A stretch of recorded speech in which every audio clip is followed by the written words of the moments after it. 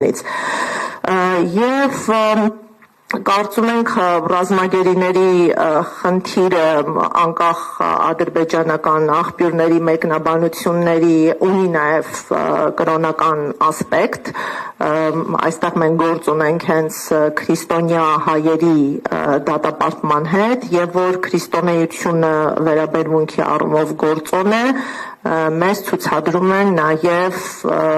այդ կրոնական սիմվոլների առնչվող մի շարք հարցեր, օրինակ թեև առանձին գրքեր թույլատրվում է տրամադրել հայ բանտարկյալներին, սակայն հնարավոր չէ փոխանցել Աստվածաշունչը։ Եվ սա բացատրություն չունի, եթե գրքերի հասանելիություն տրվում է եւ անձը ազատ ժամանակը ընթերցելու հնարավորություն ունի, ինչու իր ցանկությամբ, իր նախընտրությամբ դա չի կարող լինել հենց Աստվածաշունչը եւ այլ թե Ռուբեն Վարդանյանին է սա արգելվել եւ թե այլ բանտարկյալներին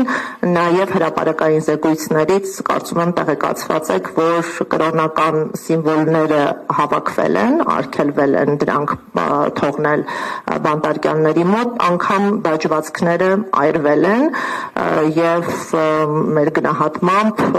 քրիստոնյա լինելը եւս գործոն է, որը ինչ որ չափով կարող է դժվարացնել այս խնդրի լուծումը։ Թերևս այս կետում ես ավարտել